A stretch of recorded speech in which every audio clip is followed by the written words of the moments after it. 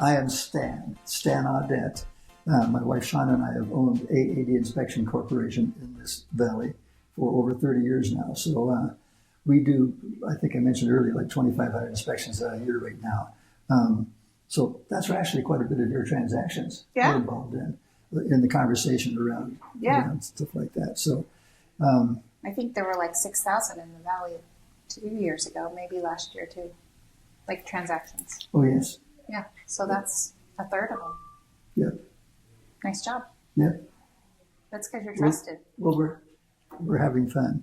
Well, everybody listening to this knows that the trust comes from the culture that the owners of the company, the entity, actually are responsible for. But the funny thing about culture is described and measured by those you serve, not by the people who promote it. Isn't that interesting? Mm-hmm. It takes a while to realize that sometimes.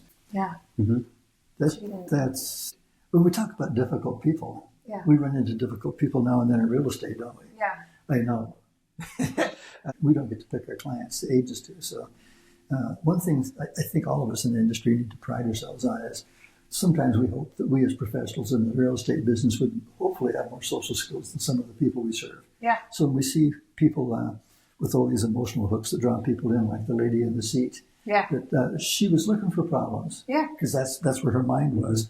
But when you have clients like that, I kind of look at them and say, wait a minute, I'm not going to buy into that. Instead, I realize that they need our professional help. So if we can use our social skills and then use that as opportunities to refine those, then what we do is we adopt an attitude of we're going to do our best to help the most difficult people in spite of themselves, realizing that if they're making you uncomfortable, they're already uncomfortable, making everyone else around them uncomfortable.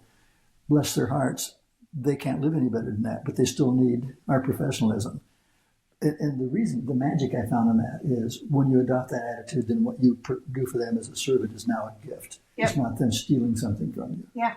Big difference in the feeling. Mm-hmm. So when you're talking about the lady on the airplane, I remember every once in a while we bump into clients that were handed from real estate agents that have been chasing, the little lunch sack on the end of the stick. Yeah. For a long time, hoping they're getting closer to their commission and not wanting to throw away all the work they already did. Yep. And then we inherit those clients and we say, you probably should have fired this client a long time ago. Yeah. And when I say by that, if I'm talking to the real estate industry from our side, we're watching a lot of the games. Like I say, 2,500 of them a year. And it's easy for us to comment on somebody else's world. Right.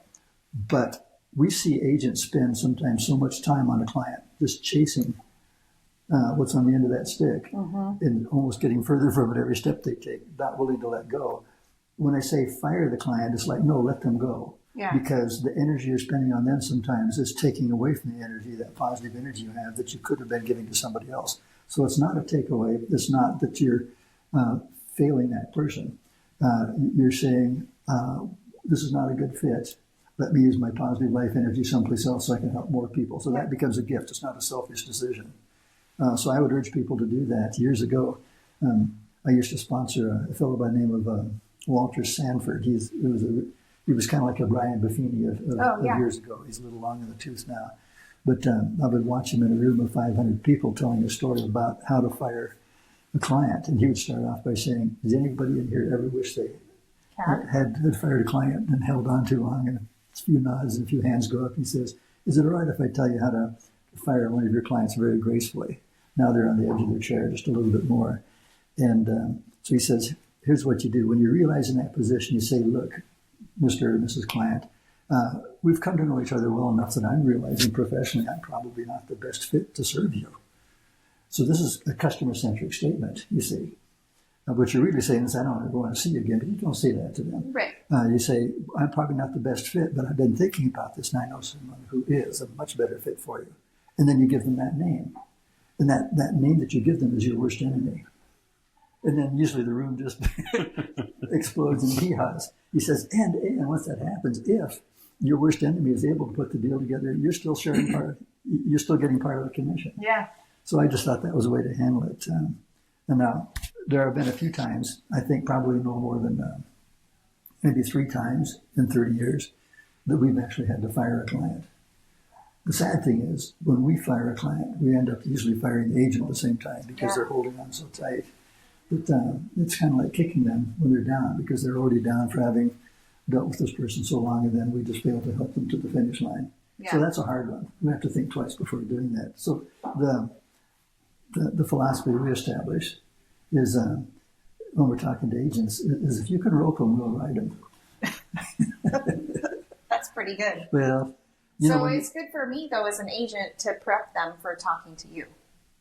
Yes. Right? Yes. I mean, I don't think a lot of agents do that, but I don't let them interact too much with you. We're hiring you to do a service, and Yes. we don't come and sit on Alec's desk and wait for him to when are you going to be done? So I stand at my desk, and I have 2 chairs in my office, so there's always room for you to come sit.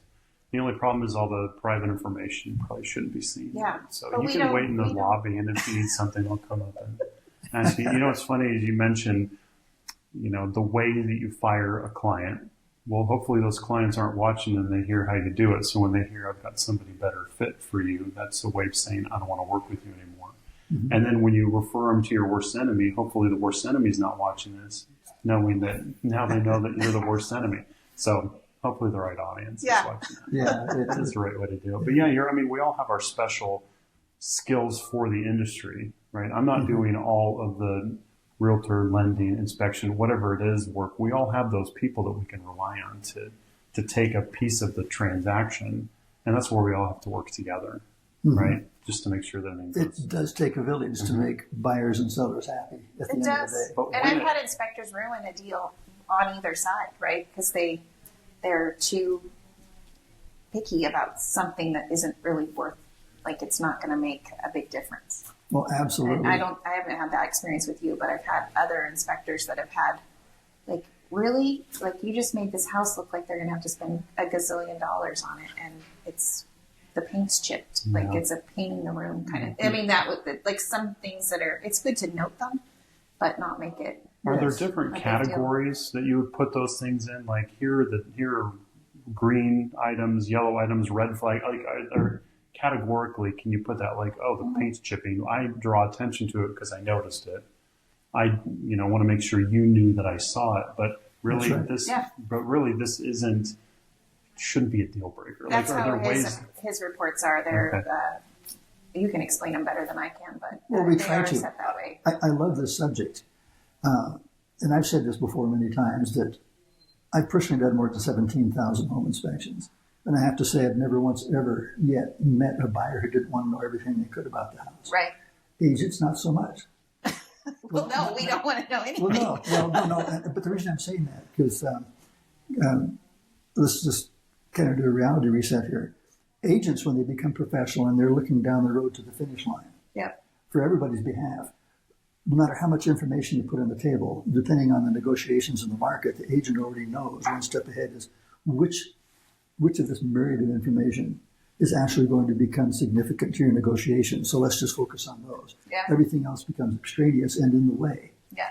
So that creates a conundrum for home inspectors. It's like you just said, Alec, if you notice a paint chip and we don't report it, then your clients immediately wonder, well, you suggested this home inspector. He didn't even report that paint chip. I mean, what else did he miss? What else did he miss? Yeah. Absolutely. You finished the sentence. So the fine line that we're on is we have to say, yes, we noticed the paint chip. It's cosmetic only. Don't worry about it. So one by one, all the things that they hired us to tell them about used to immediately say, okay, I understand that. I'm going to put that in this category. Yes, this is fine. This is going to be a honey-do list. This might be something I want to ask the sellers to do. But what we ask or hope that agents would do is accept all that information and try to put it in safe places as quickly as possible so it doesn't have to come up again. Yeah. And hold the hands of the clients through all of that. And it takes extra energy and time to do that. And now you kind of alluded to a term, deal killer, which a lot of home inspectors are. And not that we're perfect. No. I'm sure we've been deal killers in the past, but I think what kills a deal is when we're a deal killer if we exaggerate, especially emotionally exaggerate something that doesn't need to be exaggerated. Mm-hmm. That's a deal killer. Or if we report, if we fail to find something, I should say, no, that's not so much a deal killer. That just makes them angry later and then they come after us. But if we report something as a big issue that turns out not to be, or just to be totally untrue, then... Or they don't know the codes. I've had them not understand current codes. You know, like I'll call an electrician and say this was pointed out, and they're like, that's not a big deal. The electrician says that's not a big deal. Yeah. We've seen that happen a lot of time, but when you say codes, please realize that home inspectors are not code inspectors. Right. But they yet- will portray themselves as like, Well, we shouldn't. yes. I didn't say you did. I just said in general. Sometimes we'll get a phone call from a buyer that says, hey, I just got an offer accepted on a 1995 house. I want you to come out and inspect it to make sure everything meets code. Well, we have to do a reality reset there with respect to code. We have to say, okay, we'll inspect the house for you, but if you want it to be meeting today's code, let's start with the bulldozer. And then they go, what? You say, yes, the codes change every 5 years. Yeah. So please don't expect a 1995 house to be meeting Today, 2025. 2025 code. Yeah. And Yeah. Well, you mentioned service quite a bit, and that's really what we're in, right? We're in the Sales service versus biz. service, right? Yeah. absolutely. From the outside, I hate that agents are actually licensed as real estate sales agents. I wish they would take the word sales out of there. I wish that somehow they were called consultants or servants Or advisors. or advisors because that's what you do. When you're serving people the best, when you're actually performing the best professionally, you're a servant. Yeah. We don't care. People accuse us all the time, like, you just want us to buy an expensive house because you'll make more money. I'm like, no. And if you look in the big picture, it's not as much as they think it is. Yeah. You know, because they see, just like the home inspection, they see that you charge whatever you charge, and if that doesn't all go right back into your back pocket, you have to pay the inspector, and the company has to do some stuff. So probably it's pennies what actually goes into your pocket, maybe more than Well, pennies, especially but- when you run a larger company. Yeah. If you're running a smaller company, like just a single man inspection firm, you can actually pocket probably 70 or 80% of your gross. For a larger company, you're darn lucky to be able to show 10% net profit. Yeah. But that's typical of most companies. Yep. Does the customer care? No. No. What they care You about have to is give the the service, how they service. felt about it, which is something else that I think everybody needs to hear. Your clients don't understand everything that you do and why you do Oh, it. they don't understand anything I do. Well, unless they've watched a couple of YouTube videos and think they know more than you. Right. Well, they're all of them have done that. Right. But the same for us. So what I'm amazed at is, and you mentioned this earlier, is when we are serving somebody, we're in that mode of serving them. We have to serve them to the best of our professionalism. So the niceties sometimes are just like out of the way. Let's focus on what we need to do at this point. But at the end of the day, our customers and your clients, the only thing they really can understand is how they felt about our service. They'll never understand what we're doing or why. It's just hopefully their reviews reflect how they felt about Yeah. it. How you made it feel. Yeah. Well, we mentioned that, I guess we can say in the last episode was, you're going to sit at a table and sign a lot of papers. Yep. Are you going to, unless you go read them later, are you going to remember exactly everything that you had signed? It says no, but were you comfortable signing everything? Did you get through it? How'd you feel when it was over? Did you feel stressed during, more stressed before or after? And it's just ways of, Yeah. it's going to be okay. It's going to be okay. Yeah, we're going to get through this together. That comes down to how much trust you were able to create in the hearts of the people you serve from both your sides of the industry. Yeah. So, what's the reason someone should get a home inspection? Because I have clients all the time that are like, my uncle's a home inspector, and you're like, yeah, let's call Stan. Even in your corner of the industry, you have uncles and friends Yep. who become realtors, and they're looking for work, and they expect their family to say, okay, I'll use you.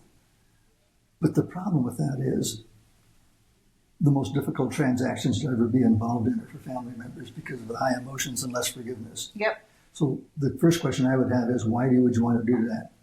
Put somebody you really care about, such a close relationship, in that position. Yep. So I've just given you a comfortable way to say, I hope your family member or friend does well in real estate.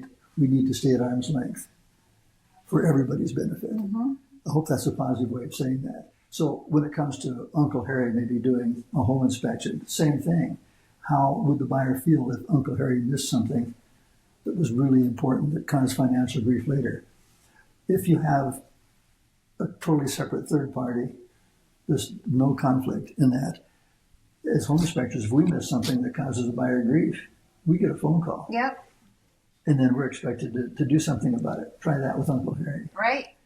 Well, and a doctor can't operate on their own family, right? And a lawyer generally, you see all the shows where it's like the daughter is accused of something and they're like, you're too emotional. You need to go, let me do my job. So it's the same. True of all it's the same. professions. Yeah. I agree with you. Well, and sometimes if you're thinking like a family member coaching or teaching, their own kid, sometimes you're like, am I easier on them? Am I tougher on them? Which one should I do? Which one is better?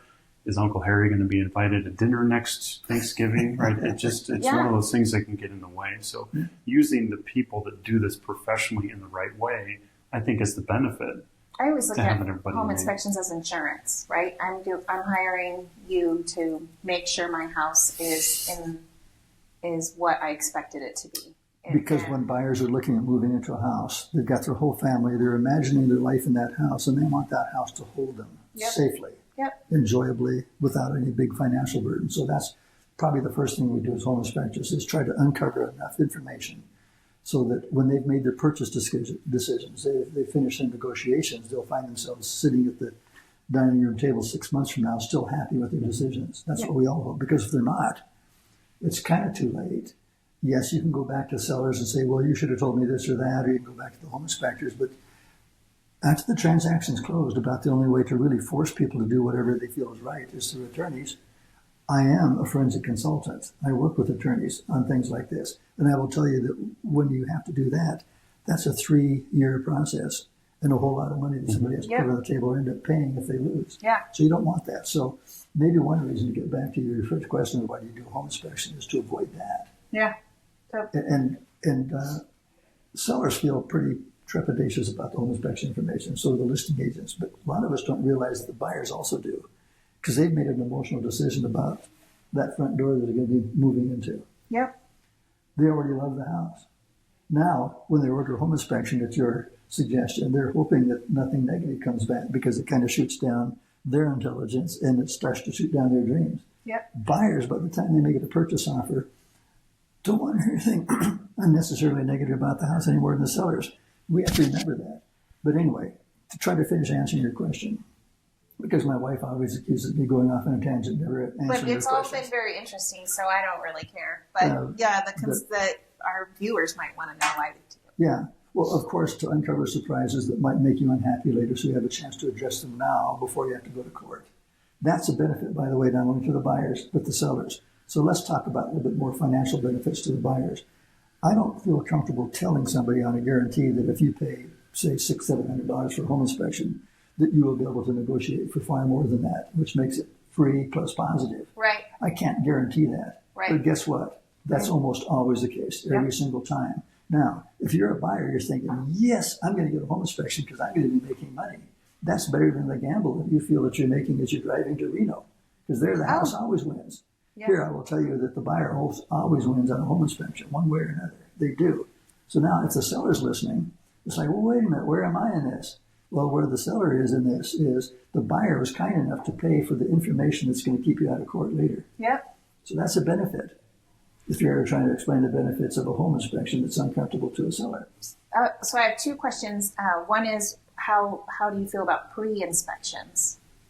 When I have a listing and they're like, let's do an inspection up front. Let's just get that out of the way. Okay. I've been promoting that for 30 years. It's like Al Gore said he invented the internet. I thought I invented pre-listing inspections. There are markets in the United States where pre-listing inspections, that's what I call them, not just listing inspections, but pre-listing inspections, where that's the way it's done. Right. No questions. That is certainly not the paradigm here of how we do business. Right. Here, just for everybody's benefit, what we do is we look at houses, we decide on a house that we like, we do a lot of negotiations, which can be emotionally draining by the time you get an accepted purchase offer. Then we say, after that point, okay, wait, everybody, we have a contingency for home inspection. Now everybody's going, holding their breath and waiting. That almost always sets you into a second set of uncomfortable, emotionally uncomfortable, and emotionally draining negotiations. Yep. Why do we do that? That's like making an offer on a used car, and then you spend 4 or 5 hours in the finance and insurance office with the salesman, and after all the paperwork, You come to the point where you have a disclosure statement. He turns it around on the desk and says, all right, we're obligated to tell you that this car we've been spending 4 hours talking about does not have an engine. Will somebody say, why didn't we talk about that up front? Yeah. Now, to me, that's the best analogy I can make for the motive to change the paradigm.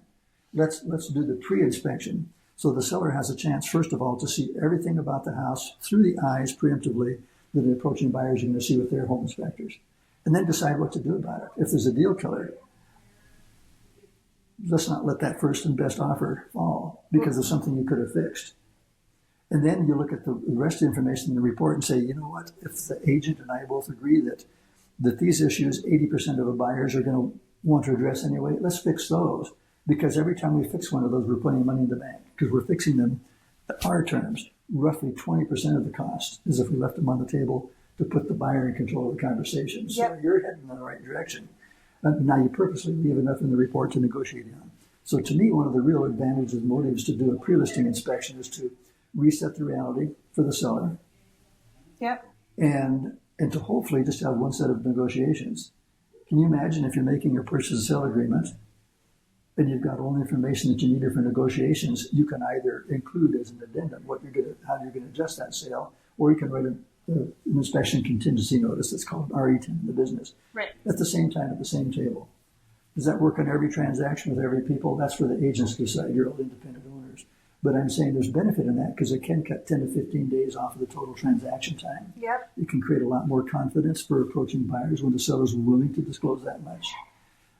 But here's one of the objections I hear from, especially from buyers, representatives, agents. Right. Is I don't feel comfortable with my client just using a home inspection that was paid for by the seller. Because I know that if we bring another inspector in, we're going to find something more. Sure you will. I know that, and it's absolutely true. So what we do as home inspectors say, we're telling you everything we possibly can. We're not perfect. But if you discover something after you've closed that we should have been able to tell you, we'll make it right. So now that takes the agent out of the loop, takes the seller out of the loop. That's a pretty nice coverage. Yeah. But if you, as buyers and sellers, allow another home inspector to come in, we're saying, all right, we tried our best with our warranty, we're out. Decided to use this other home inspector. Now the funny thing is, even 25 years ago when I was the chapter president of our local ASHI chapter, American Society of Home Inspectors, I would have as many as 10 home inspectors approach the same property at the same time. Now we would choose a property that was vacant, somebody's listing, so we wouldn't be disturbing tenants. But do you imagine an anthill of 10 inspectors all going through and doing things? We would compare our notes on the tailgates with our favorite beverages later. Yeah. And what we found is if we had 10 inspectors, you've got 10 different reports. Yep. Then I'm thinking, well, that's not working as well as I thought. The object was to make it more consistent for the benefit of the public. We couldn't, but even maybe the 3 most veteran inspectors, you would think their reports would truly match. We were still lucky if they matched by better than 80%. So. But did the big things match? Most of the time, 80% of the time, they matched. So what I'm saying is that no matter how good you think we are, we're still not perfect. But I think what you do when you're not perfect is what do you do about it when you're not? That's why the warranty. So the approaching agent saying, yes, I think we ought to get another inspection. Then I would say, okay, yes, you will find something more. So let's get the third. We'll find something more. Let's get the fourth. We'll find something more. When are you going to be done? When do you want to be done? Right. And would you rather have the second inspection with maybe a less of a warranty or get the first inspection with the best warranty so that your clients are taken care of and have peace of mind? That's the whole purpose of it. Yeah. I always tell people to do, if you're going to do a pre-inspection, do it with an inspector that's known in the valley. Yeah. Because, and I use your name sometimes as the known because then I at least know where you are, right? I know what your quality of inspection is versus some random name, Joe Schmo, that I don't know. Mm-hmm. And then we're like, yeah, this is our pre-inspection. And I'm like, was that Uncle Al? You know, so it's best, I think, for pre-inspections. Yeah. And there are or they have a guarantee like you have. And there are other benefits to the paradigm of doing pre-listing inspections. I believe if sellers could truly see their house through the eyes of approaching buyers before they even put the sign on the ground, they might decide to make changes in the house. Now, that's a benefit to the sellers. Right. It's also a benefit to the listing agent because I'm going to be so audacious as to say if the listing agent were to provide the pre-listing inspection, Right. then, and to say that when you're having initial conversations with possible sellers. In other words, a listing contract. A lot of sellers, homeowners that want to put their house on the markets, they've already looked around the neighborhood and they've maybe gone on Zillow and found out what everybody's place is selling for, and then they'll bump it up 10,000 because theirs is better. Right. And then they'll tell you they already know what the house is worth. And then you're doing your own CMA and you're saying, I think it would probably be best to price it this way. You're in disagreement. See, that's trying to, in your client's mind, they're here, you're here. They're looking down at you because you have a key. Right. And they know more about real estate than you do. Right. So if you approach a listing presentation that way, it's not the best benefit using your professionalism for either you or your client. Yet you're competing with other agents that are new, that have no other thing to say except, yes, I'll agree with you. I just want the listing. Right. Where does that go? That sometimes ends up, well, most of it ends up failing where you reduce the house prices. Yep. So now this is just what I see from the outside. So one of the benefits of the pre-listing inspection is you could come in competing with other agents in the conversation to do the best job for your client. And now you have something different than the other agents. You Something say, more to offer. I'm going to be bringing you information, no surprises. We're going to get all that out of the way. I'm going to arrange for that. And then when they see the report, they're going to go, oh my gosh. Now they see what their house really looks like. And now they're going to be asking you more appropriately. They're going to be saying, are we asking the right price, or what do we need to fix to get this price? Isn't that where you wanted the conversation to be all the time for their benefit? Yeah. So what happens is this conversation goes this way. So first of all, by differentiating yourself and providing a service that other people are not doing, you actually have a better chance of not only getting a listing to help those people, but to get it in a way that's professionally handled. So that's probably a side benefit a lot of people don't see in the pre-listing. Yeah, those were great. You should teach a class. You would like that? Yeah. Yeah. Yeah. That could be a 4-hour class. You could do a 4-hour class. Yes. You had a question about that I think. Yeah. Let's play percentages right now. Out of a year's worth of transactions, what percentage of those transactions have an inspection done, do you think? Probably 98, 99%. Was there a lower percentage during the COVID boom with all of the... During the COVID period, we had a lot of competing offers on houses where the listing agents and the sellers are saying, let's just take the highest and best offer. Well, when buyer's agents are making offers, they're trying to tailor them to look the most attractive. They might be waiving their home inspection. Or they might be waiving the contingency. Some of them were smart to say, we're still going to get an inspection, but we're just not going to, we're going to use it to say yes or no, we're going to buy the house. We're not going to ask you for anything. But so many of the offers, I don't know what percentage, but so many of the offers were being accepted with no contingencies and no home inspection. So buyers are really buying a pig in the poke. Now, I talked with a lot of brokers during that period that said, 2 years from now, we expect a lot of buyer's remorse that we're going to have to deal with. And I believe that is true. Have you seen it? People, and then what about houses that have sold during 2020 that now are resold? There aren't a lot of them, but... Well, part of that is because those people ended up with 2.9, 3.2 interest. It has probably little else to do with the availability of the market. I'm guessing. Now, I'm not a financial analyst in the real estate industry. I'm just observing from the side that for myself, if I'm sitting on a 3.2% interest, I realize if I'm going to sell that house, I'm going to end up in another mortgage at 7.25 or 5.9 or however I structure the mortgage.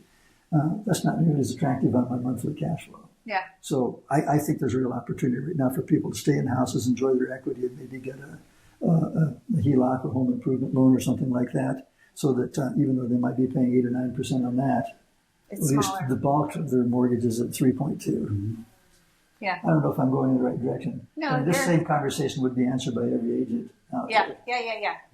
Are there difficulties when people don't get an inspection and waive the contingency at that point? Or, I mean, what are the negative parts of that when you say that brokers are going to start seeing that a few years down the road? We saw too many horrific financial surprises, things that didn't need to be disclosed by sellers. Yes, you have disclosure forms, your RA25s, you've got those. But that's the legislature saying, if the buyer's not smart enough to ask certain questions, at least the seller has to answer these. But think about it, those answers are in the format of yes, no, and don't know. That's it. There's a place for comments. But as home inspectors, we see that a lot of times they don't really make as many helpful comments as they could because the form was explained to them by their agent. The agent can't fill it out for them. But I think the way a lot of sellers interpret that is, I better answer it just truthfully enough to keep out of trouble in court, but I'm not going to give them any more information than I have to. So what happens is, dealing even in that COVID period, if they're filling out those disclosure forms, the buyers still weren't getting the information they needed. If they weren't getting a home inspection to give them more information, they're almost surely going to find themselves with things, I wish I would have known, I would have negotiated differently. So going back to that period, I saw a lot of people when they were competing, against maybe 12, 15 other offers, when their offer got accepted, it's like, yes, we won. And I'm thinking, no, you probably lost. Because what you did is you just got the house at the highest price without knowing anything about it. I always wanted them to do an inspection, even if they weren't going to ask for repairs. Mm-hmm. We would put a number in there like, we won't ask for repairs should they be under $5,000 or whatever the buyer was comfortable with. But at least they then have the knowledge, like, yes. If we do a home inspection and they need a major repair, what is a major repair to you? And the buyer would say $2,000. That's a conversation between the agent and the buyer. And then we write it in the offer, like, we want to do a home inspection, but should anything be less than $2,000 in repairs, we won't ask you to fix Mm-hmm. that. But if it's over that, we will. We want to keep the right to negotiate that item, because the seller and most sellers don't want to sell a house knowing that the hot water heater, I had one, the hot water heater didn't work, and we went back and we're like, they're first time home buyers, you really going to sell a hot water heater that doesn't work? And they go, no. And so I think the agent and I actually split the cost of it, but it was... No, I've seen that so many times. But the negotiation strategies that I watch agents use changes as the market changes. Yep. It really has to.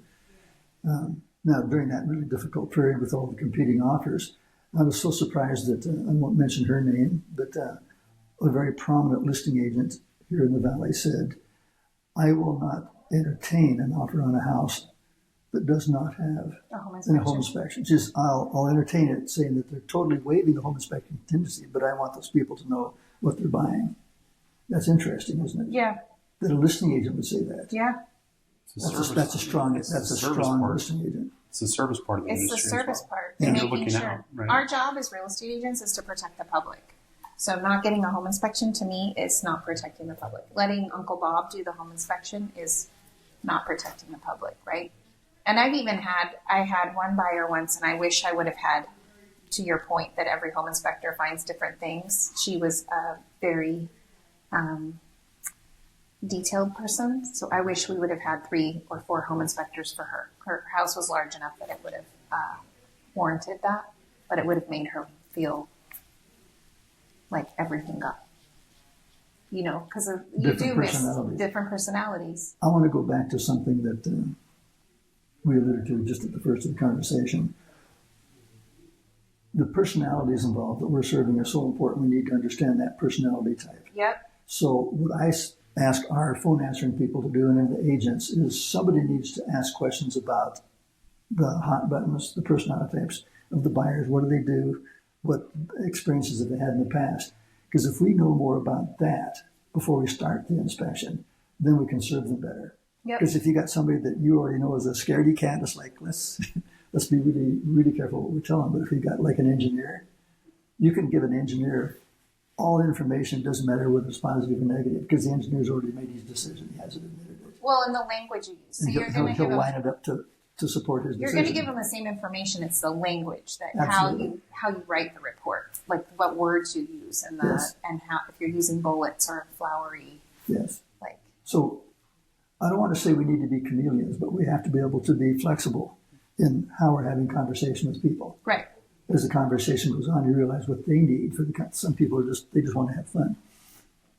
Some people don't care. They just walk in the room and they're like, "Oh, it's pretty. Like, it's pink. I'll buy the I'm not house." going to sign the dotted line until I know absolutely everything. It's like, okay, we're going to go in that. But the engineer types, you could have 4 different inspectors come, and they still wouldn't have enough information.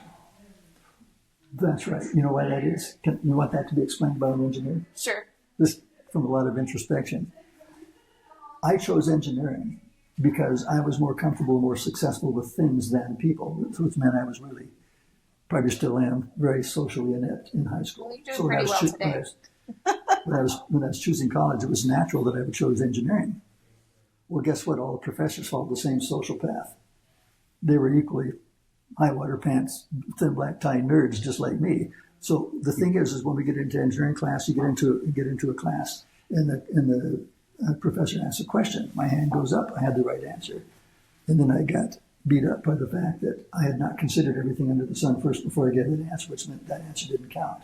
You see how that's teaching engineers how to think? Right. So if you're watching a group of, say, 4 people on a street corner deciding where to go to lunch, and one of them is an engineer. Now he hears, well, let's go to lunch. Well, yeah, okay. Well, what you don't know is inside his mind, the engineer's saying, well, it's 2.3 miles to this cafe. It's 5.7 to this. Sally has food allergies. Bill over there's got a limited budget, and he's trying to make the perfect decision that nobody could argue with.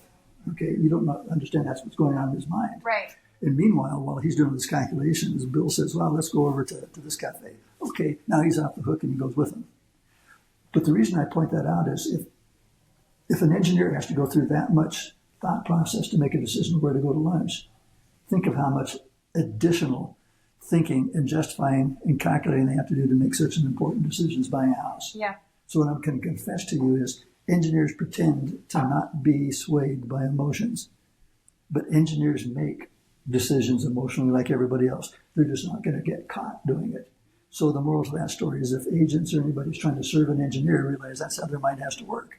The bigger the decision, more thought that has to go into it. So all they're really doing is they're just gathering stuff that they can put in a logic pile because they're good arguers. It doesn't make any difference whether it's positive or negative in the argument. If you see where they're going by the statements they're making, just start giving them crumbs. The crumbs don't even have to lead to there. They can throw one over here, they'll pick it up and line it. Because engineers, that's how their minds work. So don't be afraid of the engineer. Just serve them by giving them more information. Anything that you can think of, they'll assemble it and be happy. Yeah. You'll be the hero. I always give them data. So she's already one step ahead. Yeah. But I see so many salespeople struggle with engineers because sales personalities are so different than engineers. Oh yeah, and I want to go like this, and Yes. they're like, "Wait, slow down. We need to think about this for a minute." Like that's lunch. He was going to take the whole lunch period to figure out where to go. Well, And when I think Bill about where to was go to like- lunch, it's like, how am I going to have to turn to get in Oh. and turn to get out, and how am I going to park there? And if it's going to be fast or not. I'm like, I don't want to do Yeah, that. so you don't care whether your decision's right. You just want to be the easiest one. Yeah. Yeah, I'm totally forward to that. My wife is so opposite from me that way. She's still trying to de-geek me. Well, Well, your pants aren't that high above your shoes right now, so you must be doing something. and you don't have right. a thin black tie on or a white shirt. Can I confess that the biggest compliment I ever got is I found myself talking to a real person, a realtor, for maybe 30 minutes one time, and then I mentioned that I was an engineer, and they said, oh my gosh, I'd never have known. I broke into tears. Because for engineers to ever get to the point where somebody would make that compliment is like a major accomplishment. For an engineer to finally discover that the world is better with people. Mm-hmm. By the time you get out of college, you almost think the world would be easier if it weren't for people. Because things are predictable. People Right. are not. You can make a very complicated machine as an engineer.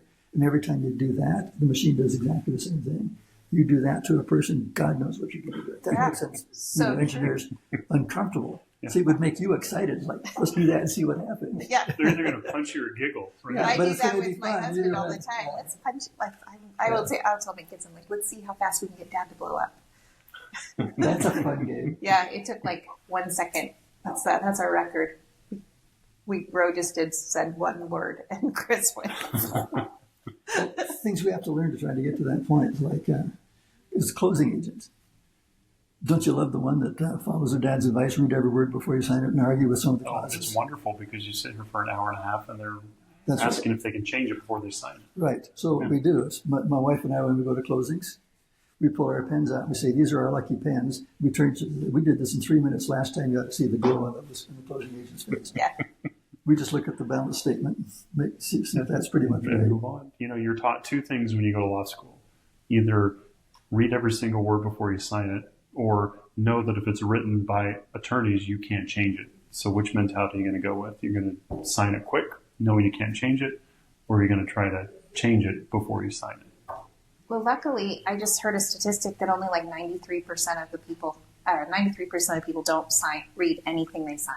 Well, when you look at those acknowledgments when you're signing up for terms and conditions of something, The gym. how many of you go all the way to the bottom and put your initials in it and move forward? Yep. Well, that's why they have the agree button before you even read it. Yeah. It's Why like, even scroll it? you know Well, you're no, not going to some you change have it. to scroll all the way Someone- through because they want to prove that you read it, which Right. just means like Prove that you're I fast scrolled, scroller. Yeah, I scrolled you get super a lot of- fast. Yeah. The only way it would work is if they had the button didn't light up until you had scrolled and it was enough time for you to read it, like in a tab. But most people find those things so ridiculous. It's like in the car manual, they don't teach you how to change a tire or change your oil. They teach you don't drink the battery acid anymore. That's what's in those manuals now. Well, that's because the trainers it's, wrote them. it's the things that are ridiculous, right? So why should I even read it? I'll just sign it. I'll just Yeah. move forward with it. Because It's we like, all know that we can't change it. yeah, it's like in the medicine bottles now they put those little plastic things and they have to say do not eat. It's like, okay. Well, do not eat the plastic Yeah, thing. don't Or eat the thing little there. like that keeps it dry. The Yeah. you know the Oh, those that little packet things. Yeah. Yeah. Yeah, don't eat those. Why So they're- how'd you go from engineer to home inspector? Oh my gosh. I mean, you would make a great home inspector because you are an engineer, but why? And you are a great home inspector. Why? How'd you get there? I thought by going through engineering college and having a degree, I would be very presentable to corporate America. Somebody would hire me and see my value. They did. I was hired by all the business majors and the soc majors that were actually in the C-suite, who said we need some engineers to do the stuff that we don't feel like doing. So they put engineers in a closed room, so to speak. If they have a question that only an engineer can answer, they slide the question under the door. I slide the answer back under. God forbid you let an engineer deal with the public. But after I found myself working, say, for 13 years with Idaho Power Company, and I had very well-dressed men as manufacturers reps from all over the world trying to get me to approve very expensive generators and transformers and things like that, even though I couldn't make the purchase decision, they had to go through me. I realized that that the engineer is not the one that actually makes the decisions. We're told which projects are a go, how much they're going to cost, and what we're going to get paid. Yet the people that I thought just kind of floated through college because they were partying, actually they weren't partying. I didn't know this. They were networking. They were forming relationships. I had my head in the books. Yeah, the parents need to think of it that way. They're not partying. They're Your kid's not networking. partying. You're networking. Yeah, that's right. We'll try that. My son hears this. He's going to be like, yeah, Mom, I'm networking. Yeah. Yeah. To any college students trying to have that conversation, my advice is don't have beer on your breath or you can understand. Yeah, maybe. Yeah. Midday. Do midday. Yeah. So I kind of had it with an engineer. Even in Idaho Power, that was a quasi-governmental agency, and I just didn't have the patience. I had worked in a consulting civil engineering firm for 5 years where I had as many as 70 projects on my desk that I was primarily responsible for, one person. And I went from that into the nuclear reactor industry. I was a certified nuclear reactor operator for a while. They hired me as a control systems engineer. There, it took a team of 16 engineers to make one decision. I didn't like that. Then I went from there into Idaho Power Company, and I saw how the world really works for engineers. And I decided I'd like to be more like these salespeople, actually making decisions that involved money and affected people's lives more. So the reason I got into home inspection, I guess, is because at age 14, my grandfather was a cabinet maker and a house builder. I helped him build several houses and remodel a lot of others, so I have a basis. So with the background of having worked in consulting civil engineering, I've designed and surveyed subdivisions. I've sat in planning and zoning meetings. I used to run a couple drafting departments. I've done surveying. And then I've built and remodeled houses. When you think about all those little skills, they kind of fit together to like, wow. And I also have the engineering sciences background, so when I see something going on in a building, I can look at it from an engineer's point of view, and then hopefully, if I'm really lucky and become more skilled at communications, I can explain it at a fifth grade level to somebody who doesn't have those specific skills. So that's the challenging part, is to take a background of different things and be able to serve somebody at the highest level. And I remember one time when I was doing too many inspections and I was really getting burnt out. It was probably 10 o'clock at night. I was still doing my fourth inspection of the day. And I had my feet dangling down into a very dark, dank crawl space, and I was tired. And I was feeling sorry for myself. And this sort of question came into my mind. It's like, I have a college degree, for gosh sakes. Why do I have my hands in such filth? And I was that tired, and that was a rhetorical question that I was asking to the clouds.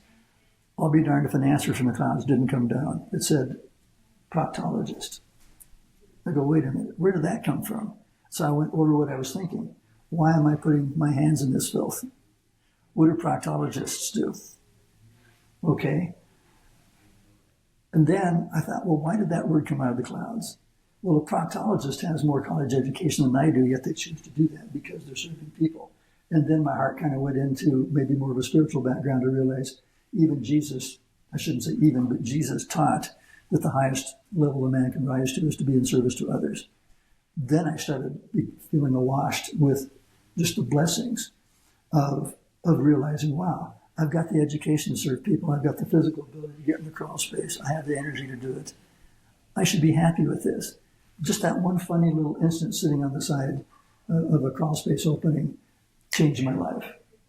Then because I was getting to the point where I hated the phone to ring. It was like, oh, who needs something now? Well, now I love the fact that we're serving people. And that's my joy, because home inspections, after you've done 17,000, the home inspections themselves are no longer that exciting. Right. But here's something you won't say, or too many engineers say, the people get more exciting. Mm-hmm. Yeah. And you already know that because you're that type of Well, and you've people. done this for long enough to where you probably realize that, it's not just another house, right? Right. In a way it is, right? It's not just another pile of paperwork. Yeah, it is. But it's the people that are sitting across from you or walking through the hallways with you or whatever it is. It's the joy you bring them when they think they found their forever home, or they found a house that they can live in, or they finally got out of living in an apartment and now they own a home. That's the joy. Earlier in the conversation, we alluded to the fact, I kind of hinted that, well, buyers want to know everything, agents not so much. Right. And that might think that I'm heading towards, well, then that you become professionally callous. No, your focus is just different than the people you serve.